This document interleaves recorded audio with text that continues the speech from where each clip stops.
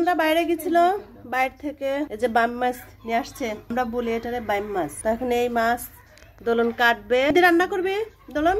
লাল আলু, এই যে আলু কিনে নিয়ে আসছে দোলন, এই ছোট আলু দিয়ে আর এই ভাম মাছ রান্না করবে। আচ্ছা, কিভাবে রান্না করে সেটা আপনাদের সাথে শেয়ার করব। মাছ কেটে ধুয়ে নেবে, দেখেন মাছ কি টাটকা। আর মাছ টাটকা না হলে কিন্তু রক্ত বের হয় না, কালো রক্ত বের হয়, আর এলো লাল রক্ত বের হয়েছে, তার মানে মাছটা টাটকা আছে। এই যে ভাম মাছ কাটি ধুয়ে পরিষ্কার করে নেওয়া হয়েছে। এখন ভাম মাছ রান্না করব আলু আর টমেটো দিয়ে।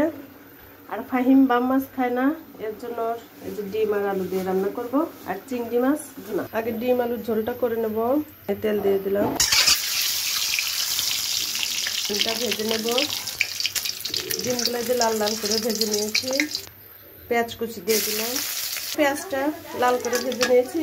আদা রসুনের পেস্ট দিয়ে দিলাম, জিরা বাটা দিয়ে দিলাম, ধনার গুঁড়া, হলুদ গুঁড়া, মরিচের গুঁড়া।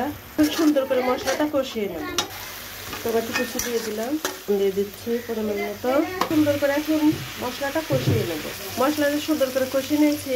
এখন এই যে আলু আর ডিমটা দিয়ে দেবে। আলুটা একটু ভেঙে নিয়েছি, সুন্দর করে আর একটু কষিয়ে নেব।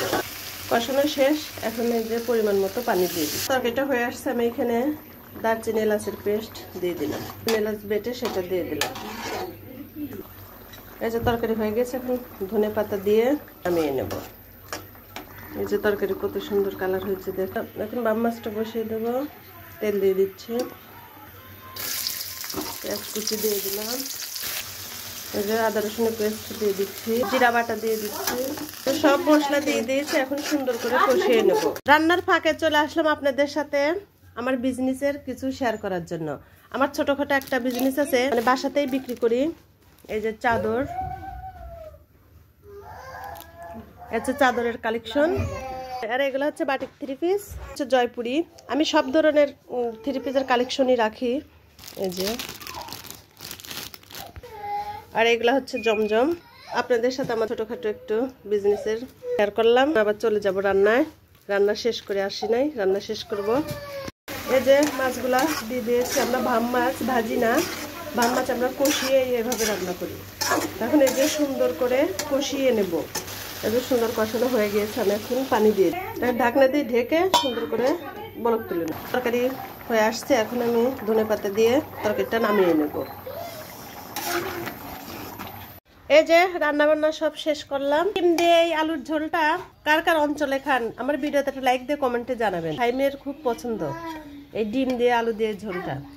এই যে চিংড়ি মাছ ভুনা আর হচ্ছে বাম মাছ। এই বাম মাছটা ফাইম খাবে না দেখি, ওর জন্য ডিম আলুর এই ঝোল।